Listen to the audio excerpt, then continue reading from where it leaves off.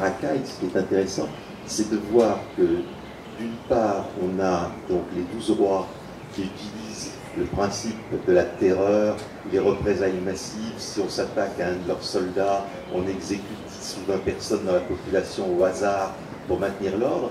Et il y a l'effet miroir, qui sont les autres sans lune, qui sont les opposants, et qui eux aussi pratiquent la terreur aveugle. Sharakai, ça ressemble beaucoup à notre monde contemporain.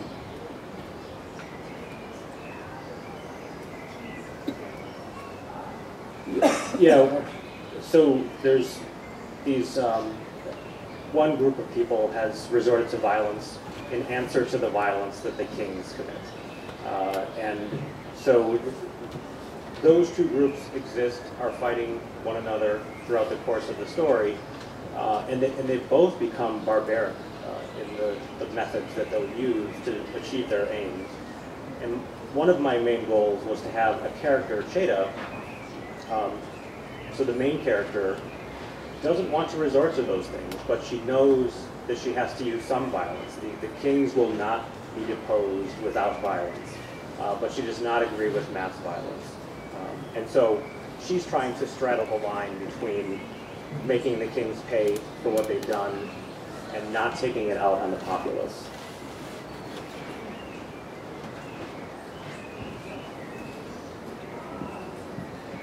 Oui, donc dans Sharakai, il y a effectivement un groupe qui a recours à la violence en réponse justement à la violence qui est imposée par ces 12 rois.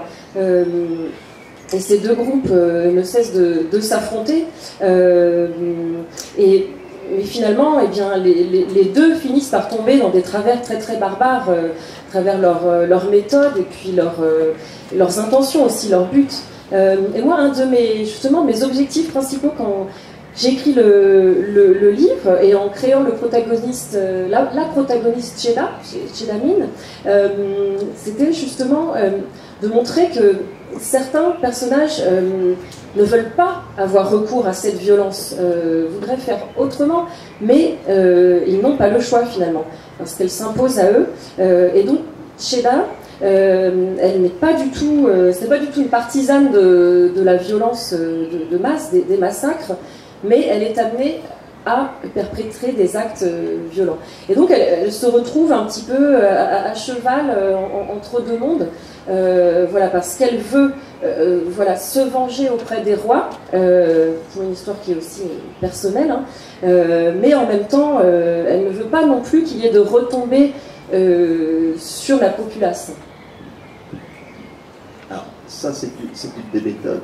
Et ce qui m'a frappé en lisant vos romans à vous trois, c'est qu'il y a une autre méthode aussi qui est utilisée pour pouvoir massacrer les gens en se donnant relativement bonne conscience, c'est de déshumaniser totalement l'adversaire. Alors, par exemple, Olivier chez vous, Rec, il massacre les Kushites dans la main de l'empereur, parce que après tout, ce sont des sauvages cannibales, donc à partir de là, et de manière intéressante, il est ensuite, dans son vieillage, les épées de glace, là au contraire, il est envoyé au nord, donc aux deux extrêmes, mais il combat toujours des barbares, des sauvages, donc là, on peut massacrer les gens sans problème. Alors, c'est vrai que là, il y a deux approches différentes par rapport à ça. Ce qui est vrai, c'est que moi, je pars du principe, je crois que vous en aviez parlé tout à l'heure, que la plupart des gens sont quand même des bons gars, et que de manière générale, on n'a pas tous envie forcément d'aller étriper notre prochain au son du canon. Donc la plus grande victoire, la plus grande manipulation que peuvent faire les politiques de tous bords, alors on parlait de politique, on peut parler de religion, etc., mais en tout cas, les gens qui veulent qu'on aille se battre, c'est de nous donner des raisons de le faire. Et donc, les raisons qu'on peut avoir, c'est soit de se défendre, donc ils sont en train de nous envahir, ils veulent nous envahir, donc il faut les frapper en premier. Ça peut être effectivement, complètement de les déshumaniser. Donc là, typiquement, un des mensonges qui est raconté dans La main de l'empereur, et que Reg va croire pendant une grande partie de l'histoire, c'est que les Kushites sont cannibales, attaquent les gens de l'Empire, y compris des personnes qui peuvent lui être proches, mangent ces personnes, et donc il va évidemment réagir contre eux, pas comme il pourrait réagir face à des humains ordinaires, mais face à des bêtes sauvages. Et donc finalement, c'est toute la manipulation de l'empereur de faire passer des humains comme vous et nous pour des bêtes sauvages. Et c'est quelque chose qu'on trouve d'ailleurs dans toute l'histoire, que ce soit l'histoire de France, l'histoire du monde de manière générale. Pour revenir sur les guerres de religion, les croisades, c'était ça. C'est-à-dire qu'en fait, on déshumanisait au nom de la religion les populations en disant on va aller leur péter la gueule, pour revenir sur la base. Et je terminerai en disant que c'est très différent sur sa jeunesse et sur son âge adulte, ou quand il a 50 ans, parce que justement, il est passé finalement d'une guerre de conquête. La guerre qui est menée contre Kush, c'est une guerre de conquête, à ce qui s'est passé avec l'Empire romain, puisque l'Empire romain était une grosse inspiration pour moi dans ces différentes histoires, c'est-à-dire ce qu'on appelait le limes, c'est-à-dire finalement la ligne Maginot qu'ils avaient construit à l'époque pour arrêter les frontières de l'Empire et défendre ce qui avait déjà été fait.